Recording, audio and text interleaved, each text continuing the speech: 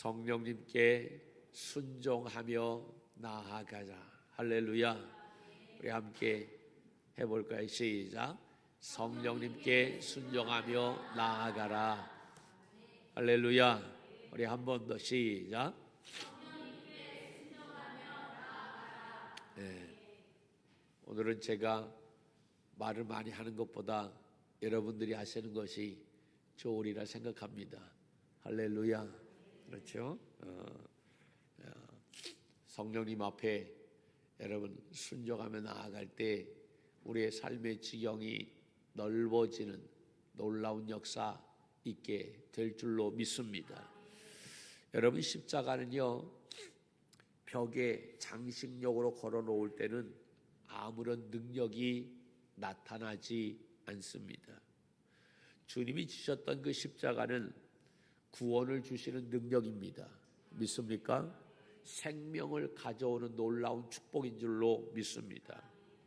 그런데 그 십자가가 우리의 삶 속에 그러한 능력이 나타나느냐라고 하는 거예요. 우리 목걸이에 여러분 십자가를 걸고 다니시오. 목에 뭐 집집마다 다 십자가가 있을 거예요. 십자가는 걸어놓고 있는데, 그런데 안타깝게 아무런 능력이 나타나지 않고 있다라는 거지요. 왜 그럴까요? 이유가 무엇입니까? 그것은 우리가 정말 십자가를 지지 않기 때문에 그렇다라고 하는 거예요. 그냥 장식용으로만 걸어 놓았지 우리가 십자가를 짊어지고 가는 삶이 아니기 때문에 그 십자가의 능력이 나의 삶에 이루어지지 않는다라는 것입니다. 십자가 앞에 우리의 모든 아집, 그러한 주장, 나의 편견, 욕망, 이러한 모든 것을 내려놓지 않기 때문에 십자가의 능력이 나의 삶에 일어나지 않는 거예요. 십자가를 지고 주님을 따르는 삶이 구체적으로 실현되게 될 때에 하나님의 놀라운 세계는 우리의 삶 속에 활짝 열려지게 되는 줄로 믿습니다. 여러분, 오늘 말씀은 그 유대교의 엄격한 전통과 이 종교적인 그러한 규칙 때문에 결코 그 유대인의 벽을 뛰어넘지 못했던 이 초대교회가 어떻게 그 장벽을 뛰어넘어서 이방의 세계를 향해 마음의 문을 활짝 열고 나아가게 되어졌는지, 그것을 보여주는 그러한 말씀입니다. 오늘 말씀은 자신의 생각, 그러한 신념, 어떤 종교적인 그러한 습관, 전통, 그것을 다 내려놓았다라고 하는 거예요. 그리고 주님의 말씀에 순종했더니 놀라운 역사가 일어나게 되었던 것을 볼 수가 있어요. 여러분, 이 사도행전 10장의 말씀은 고넬료에 대한 이야기죠. 지난주에 백부장 고넬료에 대한 이야기인데, 그는 이방인이었어요. 고넬료에게도 기도할 때에 하나님께서 환상을 통해 말씀하십니다. 그리고 동일하게 베드로에게도 기도할 때에 환상을 통해 말씀하셨어요. 고넬료에게는 저 떨어져 있는 베드로에게 가서 데리고 오라라고 하는 그러한 환상이었어요. 그래서 고넬료가 자기의 하인들을 보냈던 것입니다. 그리고 베드로는 기도하는 가운데 3번이나 반복해서 나오는 것이 바로 뭐냐면 부정한 음식이 자꾸 보여지는 거예요.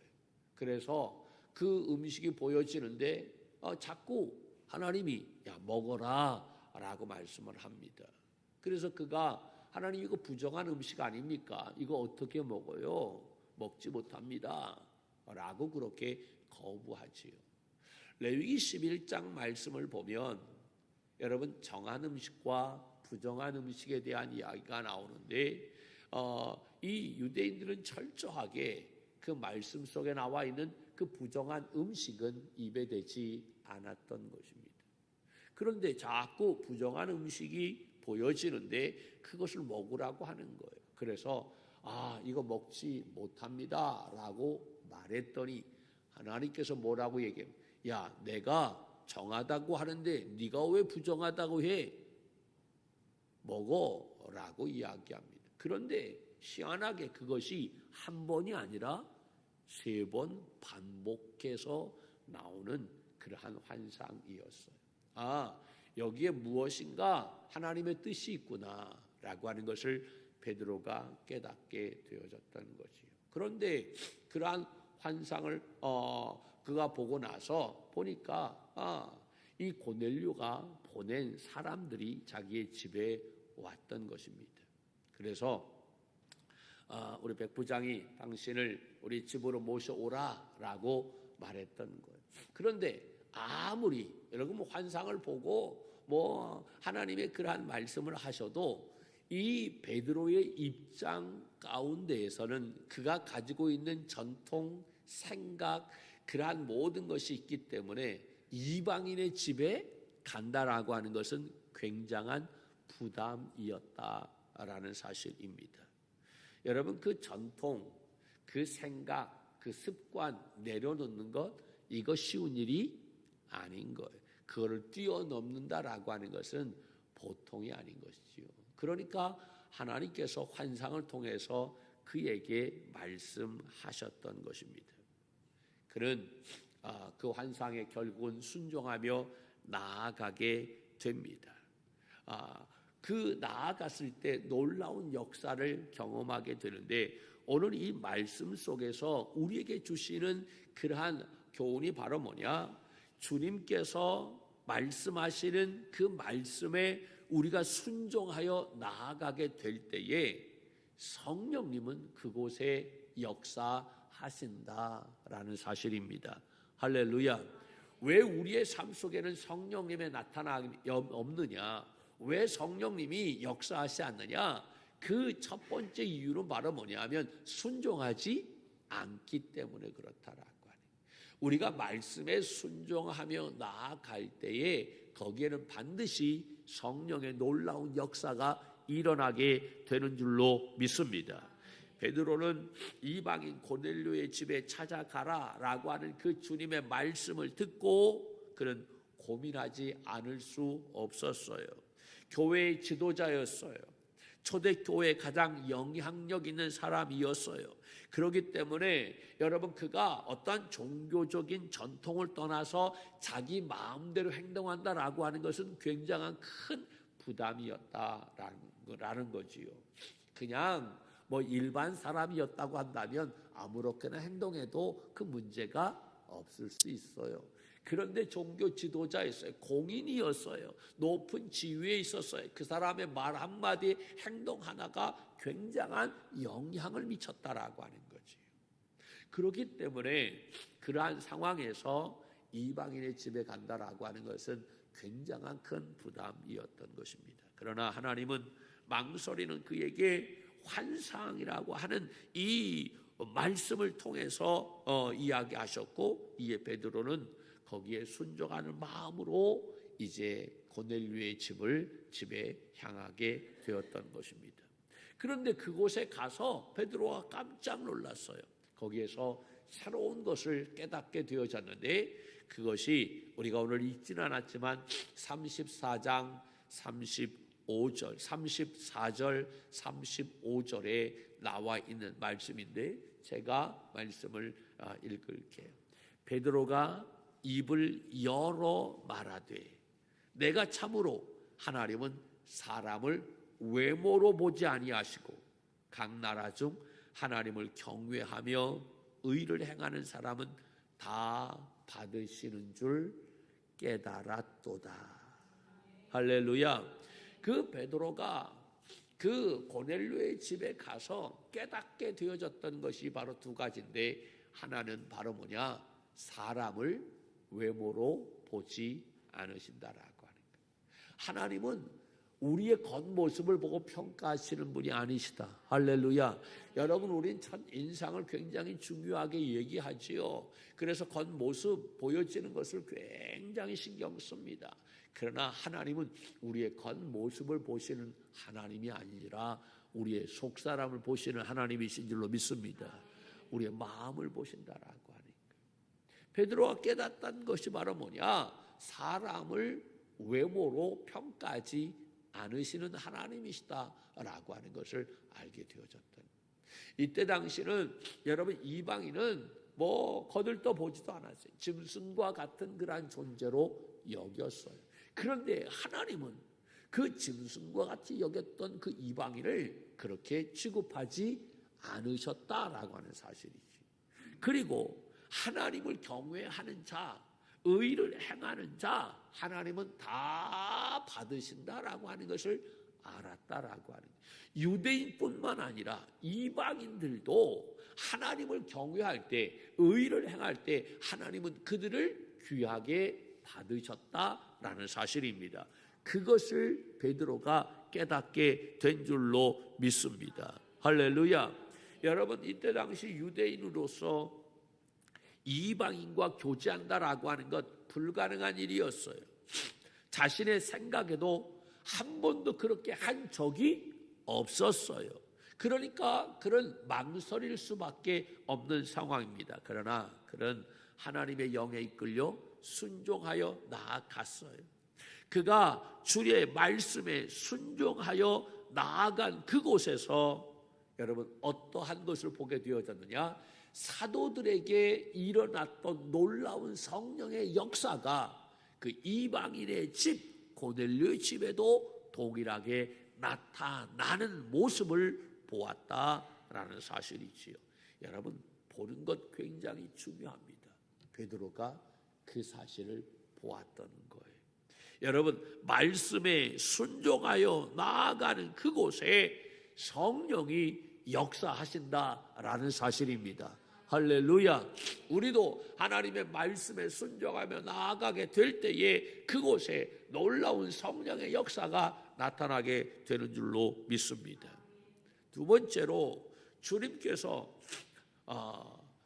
모든 것을 맡기는 자, 우리가 나의 모든 것을 맡기게 될 때 그곳에 성령의 역사가 또 나타나게 된다라는 것입니다.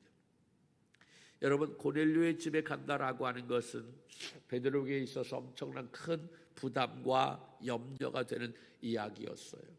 환상을 통해 주의 말씀을 발견했지만 그가 바로 즉각적으로 순종하지 못했던 것은 그의 마음속에 큰 부담과 염려가 있었기 때문에, 그러니까 연속해서 3번이나 그러한 환상을 보여주셨던 것입니다.